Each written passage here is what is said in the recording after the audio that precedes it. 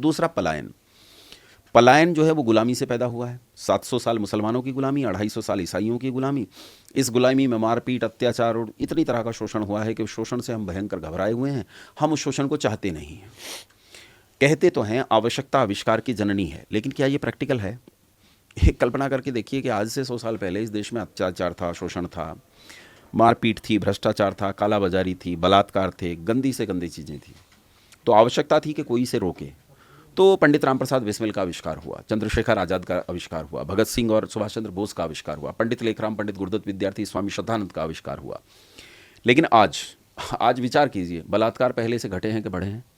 शोषण पहले की तुलना में घटा है कि बढ़ा है? देश में मलेच्छों की संख्या घटी है कि बढ़ी है? ये सब बढ़े हैं, लेकिन आज आविष्कार कहाँ है? आविष्कार क्यों नहीं होता? आविष्कार इसलिए नहीं होता कि हमने देखा कि बिस्मिल इस रास्ते पर गया और मारा गया, शेखर इस रास्ते पर गया और मारा गया, बोस इस रास्ते पर गया और मारा गया। अगर मैं भी इस रास्ते पर गया तो मारा जाऊंगा। ये एक भयंकर अविद्या है कि हम मारे जाएंगे। अगर हम अपने सिद्धांतों की ओर लौटें तो हमें बिस्मिल का सिद्धांत याद आएगा, हमें गीता का सिद्धांत याद आएगा जो कहता है नैनम छिंदंति शस्त्राणि नैनम दहति पावकः न चैनम क्लेदयन्ति आपो न शोषयति मारुता। बिस्मिल फांसी के फंदे पर खड़ा होकर कहता है, हे ईश भारत भूमि में 100 बार मेरा जन्म हो। वो इस मरने को मरना ही नहीं मानता। कारण सदा ही मृत्यु का देशोपकारक कर्म हो, यदि देश हित मरना पड़े मुझको 1000 बार भी, तो भी न मैं इस कष्ट को निज ध्यान में लाऊं कभी। रत्ती भर डरता नहीं, क्योंकि हमें पता है मृत्यु अंतिम पड़ाव नहीं है, मृत्यु के बाद फिर जन्म है। लेकिन आज आप देखते होंगे समाज में एक ऐसी मूर्खता अतिव्याप्त हो गई है जहां लोग ये बोलते हैं कि जीवन एक बार मिला है, एक बार मिले जीवन को अच्छे से जी लिया जाए। ये एक बार का जीवन भोगवादी प्रवृत्ति को जन्म देता है। और जब ये व्यक्ति जानता है कि जन्म के बाद जन्म के बाद जन्म है, तो वो ये भी जानता है कि इस जन्म में किए कर्मों का तो परिणाम भोगेगा, इसलिए पुण्य कर ताकि उन्नति की ओर बढ़े। तो वो पलायन नहीं करता, मृत्यु से नहीं डरता। श्री कृष्ण ने अर्जुन को क्या समझाया था? तू इस जीवन को अंतिम जीवन मत समझ भाई, तेरे करोड़ों जन्म हो चुके हैं, मेरे भी हो चुके हैं, मैं जानता हूं तू नहीं जानता। करोड़ों जन्म और होने हैं, तू इस जन्म को अंतिम पड़ाव मान बैठा है कि ये तेरे भाई बहन कौन है? पिछले जन्म में यही तेरे माता पिता रहे होंगे, शत्रु रहे होंगे, अथवा किसी और पृथ्वी पर जन्मे होंगे, किसी और ग्रह, किसी और लोक में जन्मे होंगे।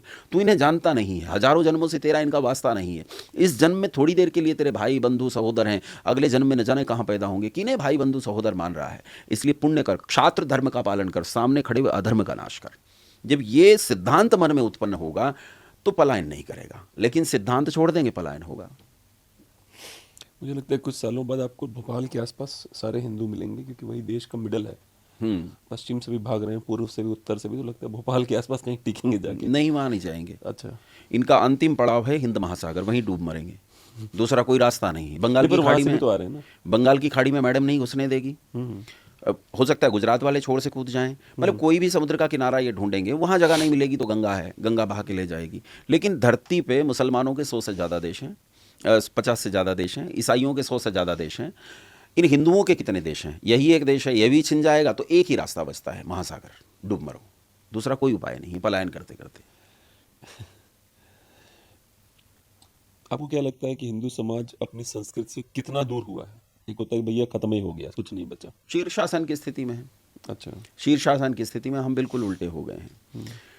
देखो, अपनी संस्कृति, मैं नाम पूछ लूँ 10 आदमियों को इकट्ठा करके तो संस्कृति का नाम नहीं बता पाएंगे। सबसे बड़ी समस्या तो ये है। आप 1000 आदमियों को इकट्ठा करना नेक्स्ट टाइम और उनसे पूछना कि अच्छा ये बताओ हमारी संस्कृति का नाम क्या। संस्कृति क्या है वो तो एक अलग डीप प्रोजेक्ट हो जाएगा आपके लिए।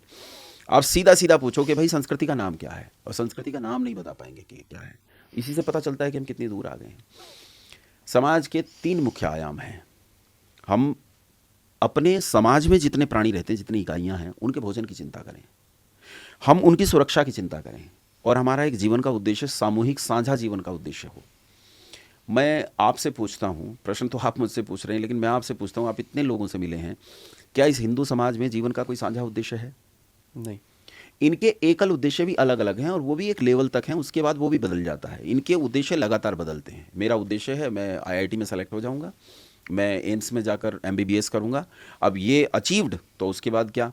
तो फिर ये नया उद्देश्य तलाशते हैं, एक अच्छी लड़की मिल जाए जो बढ़िया दहेज लेके आए। फिर उसके बाद उद्देश्य बदल जाएगा। फिर रिटायरमेंट के बाद पूछो कि तुम्हारा उद्देश्य क्या है, तो अब उद्देश्य केवल मृत्यु है। मृत्यु और माँ अमृतम गमय, जो मृत्यु से अमृत की ओर जाने वाले लोग थे, अब वो जीवन से मृत्यु की ओर चल पड़े। अब वो कह रहे हैं कि भैया रिटायरमेंट 60 साल में हो गया, अब क्या करें? बोली या तो पार्क में बैठकर हा हा करके हंसना है, या तो मर जाना है, दूसरा कोई उपाय नहीं है हमारे पास। तो मुख्य चीज़ ये है कि समाज की जो वास्तविक 3 आयाम मैंने आपको बताए, क्या हम लोग ये विचार करते हैं कि जब मैं भोजन कर रहा हूँ तो क्या पूर्वोत्तर के लोगों को भोजन मिला? दक्षिण भारत में तमिलनाडु में पिसते हुए हिंदुओं को भोजन मिला? क्या आंध्र प्रदेश में गरीबी से जूझते हुए लोगों को भोजन मिला? क्या केरल में किसी को भोजन मिला? क्या दिल्ली में सड़कों पर सोने वाले, पटरियों पर सोने वाले लोगों को भोजन मिला? न तो भोजन साझा। सुरक्षा तो आपको पता है, आपके पड़ोस में कोई मार दिया जाए तो हमें कोई चिंता नहीं होती है, बिल्कुल। और पड़ोसी मर रहा है, मुझे क्या लेना देना? पड़ोस के घर में आग लगी है, कोई कहे भाई पड़ोसी के 4 घर तुम्हारे चारों तरफ हैं, वो जल रहे हैं, बोले चलने दो, मेरा घर सुरक्षित है, बचेगा सुरक्षित, भाई नहीं रहेगा, तू भी मरेगा। सुरक्षा साझा नहीं, भोजन साझा नहीं, जीवन का उद्देश्य साझा नहीं, समाज का जो मुख्य परिभाषा है उस पर हम खड़े नहीं हैं। तो हम तो अपनी स्थितियों में हमें सुधार करना होगा और बदलने की ज़रूरत है। ईश्वर विलक्षण है, ईश्वर ऐसी सत्ता है जिसे ना हम जानते हैं और ना भी पहचानते हैं, उसे जानने का प्रयास करना चाहिए। हम ईश्वर को केवल मानते हैं। कैसा मानते हैं? जैसा मनाया गया, जैसा मेरे आसपास के समाज ने मेरे दिमाग में ईश्वर रख दिया, वैसा ही ईश्वर मेरे मन में रखा है। इसीलिए ईश्वर को हम घड़ लेते हैं। दक्षिण भारत का ईश्वर काले रंग का, उत्तर भारत का ईश्वर भूरे रंग का, क्योंकि हम ऐसे हैं और वो वैसे हैं। चीनियों का ईश्वर चीनियों जैसा, वो देखा मोटे से पेट वाला लाफिंग बुद्धा हा हा करके हंसता है। अफ्रीकियों का ईश्वर उनके जैसा। ईश्वर हमारी सोच से नहीं बनता। ईश्वर को संसार घड़ेगा या संसार को ईश्वर घड़ेगा, इन दोनों पंक्तियों में अंतर है। एक बात समझने का प्रयास करना, 2 मानवों में अंतर हो सकता है। एक वाल्मीकि के राम है, एक तुलसीदास जी हैं, उनके राम है। दोनों के राम में अंतर है। तुलसीदास जी के राम सर्वज्ञ, सर्वशक्तिमान, सर्वव्यापक परमपिता परमात्मा के पृथ्वी पर उतरकर दर दर भटकने, रोने और बिलखने की कहानी है। एक राम ये है। एक वाल्मीकि के राम है, जो सामान्य व्यक्ति के घर में पैदा हुए और वहाँ से निकलकर संघर्षों की कहानी लिखते हुए मर्यादा पुरुषोत्तम भगवान श्री रामचंद्र बनकर खड़े हुए, जो दुनिया के लिए नायक बने। आपको कौन सा राम चुनना है या आपको देखना है? आपको कौन सा कवि चुनना है या आपको देखना है? कवि दोनों अच्छे हैं, मुझे कोई आपत्ति नहीं है। तुलसीदास जी बहुत बढ़िया कवि हैं, इसमें कोई संदेह नहीं। लेकिन मैं किस राम को चाहता हूँ ये मुझे चुनना पड़ेगा। ईश्वर को मानने के अतिरिक्त जानना भी ज़रूरी है, जानना भी पड़ेगा। मुझे मेरे सिद्धांत की ओर लौटना पड़ेगा। नहीं, उसमें जो जो एक तो लाफिंग बुद्धा वाली जो बात है वो इसलिए कि भगवान बुद्ध अपने मृत्यु के समय पहुंचने पे लगभग 125 किलो के हो गए थे, तो इसलिए वो लाफिंग बुद्धा बनाते हैं चाइना में या बाकी जगहों पे। पर इसमें ये भी है कि जैसे जो बजरंग बली वाली है, जो कथा है बजरंग बली वाली, उसको अगर आप उसका एंगल छोड़ दें, जिस एंगल से एक साधारण मनुष्य देखता है, आप उस एंगल पे आ जाएं जहाँ पे ये कहा जाता है कि पूरी दुनिया जो है वो एक डॉट से शुरू हुई है, जो ये लोग कहते हैं ना कि बिग बैंग थियरी पे जब आते हैं, फिर उसमें ये लोग चर्चा करते हैं मल्टीवर्सेस की। फिर ये चर्चा करते हैं कि क्या कहते हैं उसे, एक यूनिवर्स नहीं है, बहुत सारी यूनिवर्सेस हैं। और हमारे हमारे उसमें किताबें भी लिखी गई हैं। तो हमारे अगर बजरंगबली एक कथा है जिसमें वो जब यमराज प्रभु श्री राम का जो प्राण लेने आते हैं, शरीर त्यागना होता है, सुनी होगी आपने भी, तो जो वासुकी के पास जाते हैं और पता चलता है तो कहते हैं कि जैसे बहुत सारे राम हुए हैं। तो मेरा सिर्फ इतना कहना है, मुझे ऐसा लगता है कि जो जो ये वाली जो बजरंगबली द्वारा सूर्य को ग्रहण करने की जो कथा लिखी गई है, ये मुझे उस एंगल से लिखी हुई नज़र ज़्यादा आती है। अब आप ये कह सकते हैं कि मेरा अपना सोचना है वो। देखिए, इसमें एक चीज़ है, आप क्या मानते हैं? हमारे धर्म का नाम है सनातन धर्म जी, ये तो सुनते हैं। सनातन शब्द का अर्थ क्या है? शाश्वत, कॉन्टिन्यूटी, नित्य। जी जी, जो नित्य है, जिसमें परिवर्तन नहीं आता, उसे शाश्वत कहते हैं। ये विज्ञान जो हर 20 साल बाद बदल जाता है, इसके आधार पे मैं सनातन को नहीं नाप सकता। जो चीज़ परिवर्तनशील है उससे मैं नित्य को कैसे जांचूंगा? पर प्रूव तो आप ही को कर रहा है ना वो, परिवर्तन भी कर रहा है, पर प्रूव तो आप ही के सिद्धांतों को प्रूव करता जा रहा है। वो बार बार नहीं, देखो, पहले मना करता था, अब मानने लगा है। नहीं मानता, ये नहीं मानता। मैं आपको बताऊं कि जिस बिग बैंग की आप बात करते हैं, मैं तो उसे नहीं मानता हूँ। जी जी, ठीक है। बिग बैंग पे बहुत सारे सवाल हैं। मैं सवाल पूछ सकता हूँ, बिग बैंग से पहले क्या था? आप कहेंगे डार्क एनर्जी थी, डार्क मैटर था। तो मैं पूछूंगा डार्क मैटर की प्रकृति क्या है? बिग बैंग से पहले अल्लाह थे। हाँ, वो हो सकते हैं, लेकिन डार्क मैटर था, डार्क एनर्जी, वो अल्लाह ही हो सकता है। डार्क मैटर, डार्क एनर्जी की प्रवृत्ति क्या है? उसकी प्रकृति क्या है? उसका स्वरूप क्या है? उसका स्वभाव क्या है? क्या बता पाएंगे? तो अभी तक तो क्वांटम फिजिक्स के पास इस बात का जवाब नहीं है। दूसरा चीज़ ये है कि बिग बैंग आपसे हो गया, उसके बाद कितने सारे सवाल हैं। चलो, मल्टीवर्स बन गए, और उसके बाद आपका अपना सौरमंडल बना। सौरमंडल में सूर्य से टूट के पृथ्वी बनी, पृथ्वी पे मीथेन की बारिश हुई करोड़ों वर्ष तक, तो फिर समुद्र बन गया। अच्छा, वो मीथेन सूरज पर भी है, वहाँ बारिश नहीं होती है। 13 लाख गुना ज़्यादा है, पर वहाँ बारिश नहीं होती, यहाँ बारिश हुई। कारण क्या है? इसका कोई जवाब नहीं। समुद्र के अंदर सेल बनी, सेल में जीवन आया, लाइफ कैसे पैदा हुई? मैं पूछता हूँ, आवेश नहीं था और आवेश है, इसके बीच में क्या है? जीवन नहीं था और जीवन है, इसके बीच में क्या है? जब प्रोटोप्लाज्म की उत्पत्ति हुई तो प्रोटोप्लाज्म किस समय उत्पन्न हुआ और प्रोटोप्लाज्म से पहले उसके अंदर लाइफ कैसे आई?